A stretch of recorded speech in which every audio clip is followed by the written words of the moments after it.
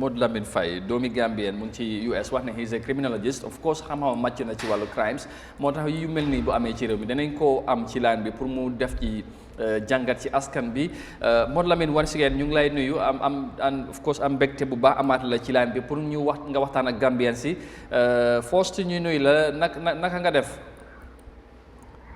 Jërëjëf Mr. Kante, good morning Mr. Nyang, good morning Gambian people ñëpp ñuy déglu.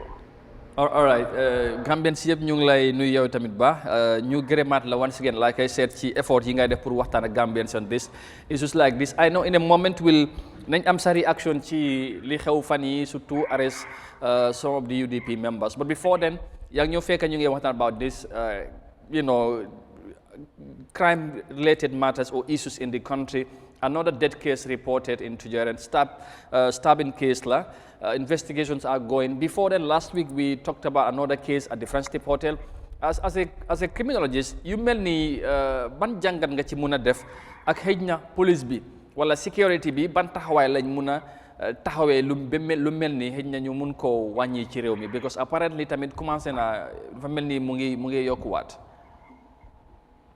Waaw jërëjëf Mr. Kante comme sëñ Ñang lu mu ko waxee rek xam nga dëkka dafa mel ni yaaya papa kuy yar doom xam nga léegi-léeg foog doom bi am soo gisee doom bi am kenn si kër gi ku moo ragal su ko defee moom la réglé ndax mun a balance understand nga so dangaa gis ne indi Gambia dëgga la foo munti dem amul fenn foo munti dem foo xam ne nii nañ wax ne crime free la waaye at the same time tamit nit ñu bon ñu dee commit crimes yi nii dañ dee ragal am na lan la gaay ragal understand nga dem na ñu dafa mel ni ñu ngi starting to sound like a breaking record like comme dóor fas bu dee rek understand nga ñu ngi investigate stabbing bu xewoon Westfield kenn déggatu ko léegi understand nga so lii yëpp dem na noonu ñun wax nañ gars yi ne ñun suñu organisation bi nañ ñëw offer gars yi training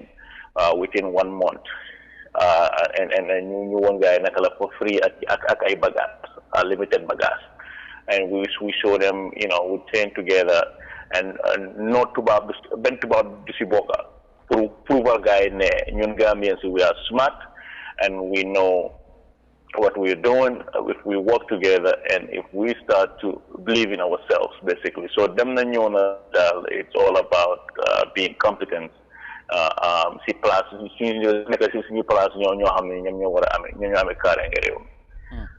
All right but the lack of fear ñàkkal ragal bi ñeme bi ëpp buñ gis surtout ci côté ndaw yi est-ce que fooguloo ne tamit xëy na drogue bu ñoo jàmbat ci réew mi dina laale ak loolu tax buñ jëlee yenn substances yi ñu ñeme def yenn actes yi ci réew mi ba léegi Gambians bi nga xamante ne xëy na dafa ragaloon léegi ñeme naa def li nga xamante ne kenn xalaatu kon yees baag ci réew mi. waaw dafa mel ni comme nga ne MC ñu clean from a security stand. Security is beyond just TFL like I always tell them TFL or them param understand you use your head. nga use sa bopp bi nga may leen nga xool li xew si rom bi nga analyze assess anticipate so based on that anticipation foofu ngay create système boo xam ne ni ok nga xool comme because so analyse assess di nga xam problème moo jógee nga ne ok bala safara bi di taal nañ focus fan lu mu dee taal safara bi mooy drogue bi understand ñu commencé ñu dem war on drugs understand war on drugs includes insider threat mooy within the police force because there are people within our police force ñoo xam ne ni they are pushing these drugs understand dañ la arrest drogue bi du àgga si court bi instead of ñu arrest tycoons yi or cartel yi ñoom ñi arrest just ñu nekk low level drug dealers su ko defee ñu ne oh we doing the job we arresting this we arresting that so insider threat awareness is not in the Gambia so moo tax ñu bari tey kenn mënut a xam kan mooy def lan kan mooy def ak evidence gathering chain of command understand nga in terms of gathering evidence so evidence suñ ko jëlee nii suñ ko jëlee kan la mujjee si kan la moo tax ñu yónnee woon gars yi evidence base yi ne ñoo xam kan moo ko ci kan la jaar kan la jaar so accountability daal and transparency is not there so it's not just drug bi tamit mu ko at the same time tamit yow mi amee kaaraange réew mi yaa war a xool fan la war a commencé kan mooy andi drug si dëkk bi because bi nga wane xam ko Gambia small amasanga su gars yi demee one year bu correct one year dafa sori 6 months bu correct boo xam ne ñu ngi serious on war on drugs and not only that ñu ngi am counter intelligence boo xam ne ni dafa toppa pour dirty cops yi nekk si dëkk bi because bari nañ fa you bari ñu ngi use loolu so it's not just people on the street it's people within ourselves comme nga wax inside threat awareness it's not there and people are not holding people accountable moo tax prosecutors dañoo xëy suba teel rek charge bogus charges so xam nañ ne they wouldn't be held accountable te loolu mosuñ criminal code bi so falsely charge somebody or fabricate evidence to charge somebody they should hold you accountable for that that's a criminal offense but why is that in the Gambia nit ñi rek civilians rek they are the one being charged for these crimes but not police officers and prosecutors abusing their power. And that's a national security threat. All right. Maybe one last thing on this issue. Of course, if you talk to the police, they are doing their utmost to make sure they combine crime and all that. But of course, time and again, we hear death reported cases, other crime-related matters. So, what do you think lañ mëna def, especially in terms of investigation? léegi dañ la wax ñu ngi investigate but at the end doo xam fan la yëf yi mujjee so lan nga foog ni xëj na buñ ko defee loolu tamit xëj na ñi nga xamante ne buñ téyee nit ñi ko deful dañoo ragal sax def lu keneen def parce que dana am li nga xamante ne loolu moo xew so lan lañ mën a def ba loolu tamit ñu gën see indi leeral. Well, it's just a matter of training them. And right now, like I said, people are being promoted based on loyalty and not based on merits, right? So then I guess I'm the CIDs during some of our investigations. Then I had class B. So you need to understand my deal. I get promote for more loyalty, but at the same time, kinga promote them the flajain goram. So more understand that you're not safe because Kenan Senior, the highest bidder senior, I mean, the Baja and Gor, Yahya Jammeh, former President Yahya Jammeh, Limo Nahon. Because I was forgetting, meaning a little Simon, Tehola, Yanyo, you make around you on God. You have secret, and you need them for political bureau. So, what security is not just Haram of bribe, because actually they are Haram of bribe, but at the same time, King bribe, King Nahpurmu. It's important. These are the things we need to stop. SISB, they should be our FBI, not so the National Intelligence Service. More time, you have to look at insider threat from police officers that are abusing their power, senior police officers, their superiors who are abusing their power. All those things, they need to investigate those people. Let them know that, okay, yes, you're a police officer and you're federal. So if you do something wrong, if you abuse your power, we will come for you. I guess then if you follow the what I say, them investigators, most of them, they 100% land, 90% of them, they don't know their job. They don't know where to start. They don't know how to interrogate people. They don't know where to go, and they don't know how to gather intelligence. So all these things are part of the reasons why cases are being dropped. And another reason, 10% more, CIDs, bari. ñoom nga def mooy cases yi lañ di capitaliser pour am seen dépasse the first case bi nga am mooy ñi ngay try ni ñoo rey case bi ñoo lay case yow pour rey case bi all these things are national threat moo tax nit ñi fu nekk ni ñi nga jël matters into their own hands ku nekk mu nga def li nga def soo xamee ne man suma reporté dara dem man tam dama retaliate bi so at the end of the day you cannot be prosecuting people when the problem is within the police force too. What then anybody insult the intelligence of the people? Oh, we're investigating, getting operation Benyar, you post on Facebook be you get operation feed, you get operation. But then what about after the operation? That's what matters. After the operation. Don't just arrest people for nothing. because tamit court si am fa your police sa liggéey moo am mooy si investigation bi so if you don't investigate properly gather evidence properly why instead some of them too lu ñu dee def mooy xam nañ ne court si soo ko yóbboo case yi nga tase fa no nonsense judge dañ dee dismiss case bi so dañuy pretend ne ñu ngi def seen liggéey waaye because ñoom dañ tampered with evidence xam nañ ne soo suñ tampered with evidence and if they take the case to court without evidence case boobu noonu dañ ko dismiss fekk ñoom ñoo ko tey lekk xaalis boobu noonu all these things are happening in the country and I don't know what SIS is doing to protect our nation. Everybody is just there, my office. Come on, man. It's time to change, brother. It's time to change. All right. It's too frustrated, man. All right. Things has to change. Mon Yang tamit amna lim bugal lache. Quick one bala ñu move on to the other issue and then Mon Yang ML mu ngi laa def waaw. Lu ma bëggoon a laajte daanaka mention na ko lu ma wax mooy ne ndax foog nga ne patrol bi am ni si joint service bu am ni ñu ngi patrol gëj naa dajeeg mu tey sax waaye ñu ngi patrol te gis ne dara wàññeeku ndax foog nga ne loolu mooy solution bi wala lii lu ko war a lijjanti intelligent service moo ko war a mun a lijjanti wala patrol bu mun na si dara. Xam nga that's a good question. Xam nga so it's fight crime. You have to come up with different strategies. Understand that? Mooy nga involve on the over work scene. You explain like so some things I cannot say over or like on air right now because you ngi jox guys some kind of strategies you have many mun nga ko def da nga xam ne you will infiltrate these organizations. Understand guys? Because that's another thing I just won't just spread the word. Oh, you need an operation, you need a patrol, but then how many you get patrol to announce? You get an operation. Obviously, so operation, you get my operation. But it can do that. But then you have to be proactive. You have to be proactive. You know, gather intel and send undercovers everywhere. There are so many CIDs in the country. Undercovers. Okay, follow problem in the JG. Let's send people everywhere. Let's gather more intel on people and then let them operation. This is what you do. But don't imagine it, what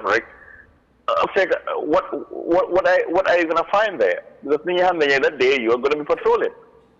Like I said, there are criminals within our police force. So obviously those people will pass their information to their colleagues. And then when are you ever gonna arrest people? So operation. There are so many ways you can do things without disturbing the patrol. You know? Patrol. All right.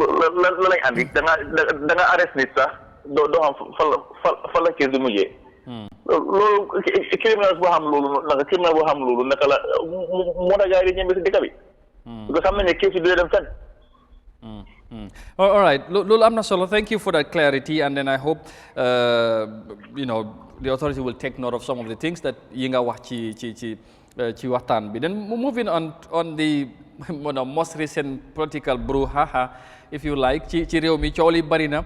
The police, according to the police, ki nga xamantene mo Ebrima Dibba nek ci UDP, of course ñom tuddu UDP from Brikama lañ wax ak Mr Bakary Silla, of course xam nañ UDP lañ bokk ñu ne release nañ leen after buñ ko arresté on bail ci dimanche bi on Sunday 2nd of June, and according to the police also dañ ko detain on and of course on charges of uttering sedition words against the president, a violation of section 52A(b) of the Criminal Code, Cap 10, Volume 3, Laws of the Gambia. So loolu lañ ko charge demba dem na and then report na case bi ajoon nañ ko and all that. So yaa ngi marry kat but following development back home, first president bi ñu ne moo wax mu tontu and li mu wax eventually lead to this. Lan nga gisee situation bi ak ban jàngat nga ci am? Did you say ñu ne section 52? Yeah, 52A(b) of the Criminal Code, Cap 10, Volume 3, Laws of the Gambia. This is from the Criminal Code, laws. For Lola charge. Lola violence. The incompetence in some of our offices is overwhelming, man. Because the section is actually section 51. Section 51, seditious intention. and and those the elements under that based on ñun audio buñ déglu boobu noonu man ñun buñ déglu buñ play si rajo bi déema they did not have probable cause to arrest this man because the same section 51 subsection E I gis ne si am na yeneen doom yu nekk si subsection E boobu noonu so balaa doom yooyu noonu su nekkoon ne kii lu mu doon wax noonu subsection E président Barrow lu mu wax moom lañ war a charge lu mu doon wax because dafa ne subsection E subsection 1E dafa ne seditious intention is an intention to promote feelings of ill will. I understand, and hostility between different classes of the population. And in this case, Mr. President Barrow, with all due respect to him, for a guy, definitely understand. Come hamga so ame nyari jabar. Understand? Yo fa bi ngam ñaari jabar ki am dom so domi ki suñu len laale ngene wa def lañ belen nit laal xam nga yeneen doom tamit suñu dégg dañoo mer because duñu like you know understand that so in this case loolu moo xew yaa ngi create tension ci dëkk bi so subsection 1E bi tamit dafa wax ne but an act speech or publication is not seditious only by reason that it intends being number 4 and in this case min audio buñ dégga Mr. Dibba loolu la def mi ne su nekkee da nga point out loo xam ne ni njiit bi def na ko or administration bi def na ko or government mu ngi ko def loo xam ne ni is illegal or waruñ koo def then that's not seditious and in this case loolu moo fa xew xam nga su nekkoon ne dafa wax nit ñi ne nañ dem represent bi or nañ dem attack government bi then he could be charged for that understand why he was responding to what President Barrow said. So President Barrow's statement triggered his response, and in this case, they don't have any case to even investigate. So every time you investigate, I think it's just a hajane thing. Come Gambia, we're in my office.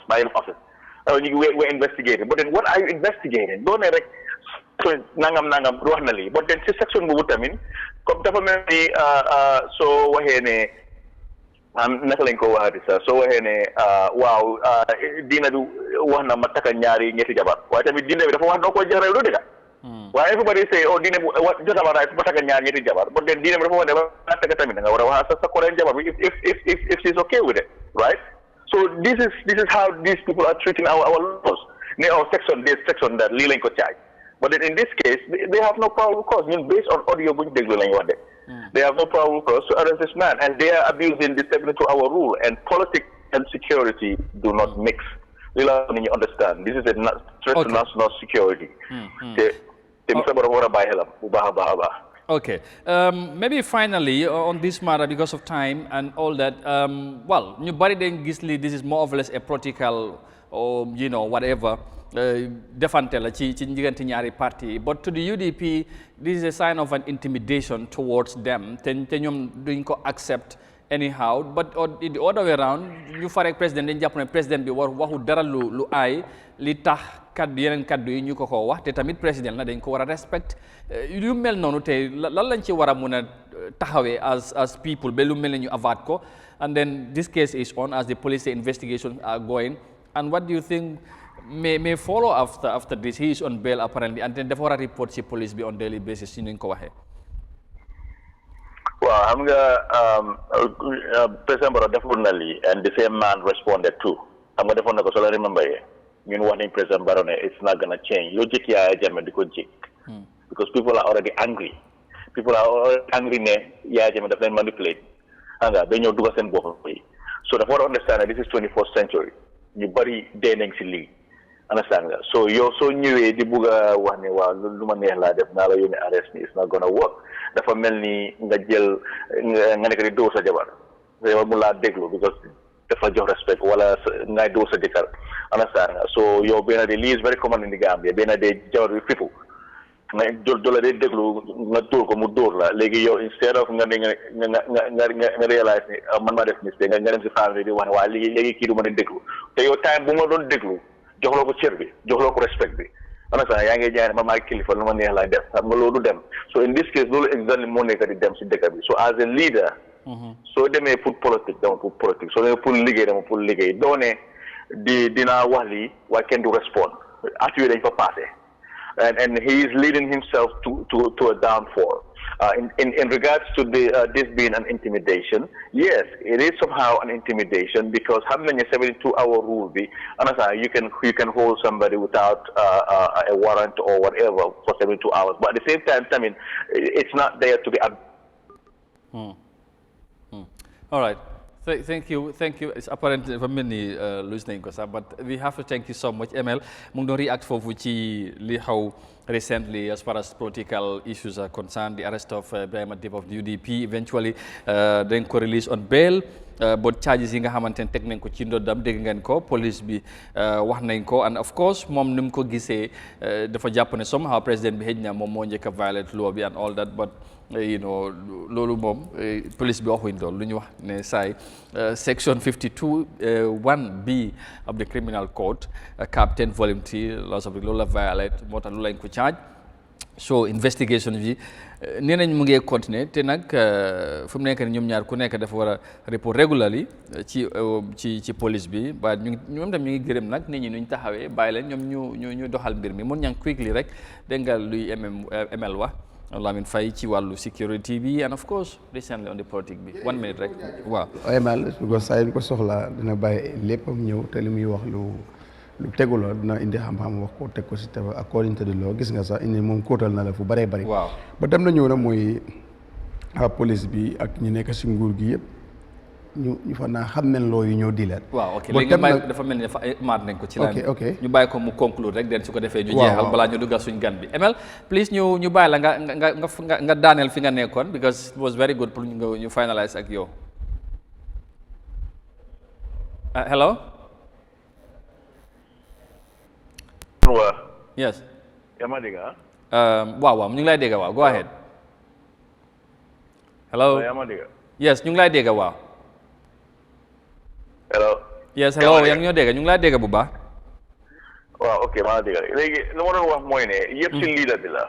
doone dina dem Facebook waaye suma jabaru dugga Facebook ça you cannot do that so in this case soo gisee problème yu dee xew yëpp response yu dee xew yëpp mooy ne président Barrow moo ko dee commencé understand nga na use dafa mel ni Gambian bi du dee laa nga dafa am ñaari façon yi jànga dem classe nga jànga wala nga jànga from people's mistakes and lesson yaajee moo ko fi gënoon a garaaw understand nga te yaajee moom moo mën a toll dëkk bi yëpp so dafa lii suba si lam dafa ñoo commencé di it's a psychological thing da ngaa commencé lii dem nga dem si feneen so mu yéegi dafa ñoo commencé di arrest ñi te gis na yaajee la ma ko fi génnee ba mu commencé di arrest politicians te as a politician ak as a government official bala nga ko arrest you should have probable cause to arrest that man because when you arrest somebody without probable cause they create chaos and you see what happened few days ago. So them it's the way this man is leading this country. He needs to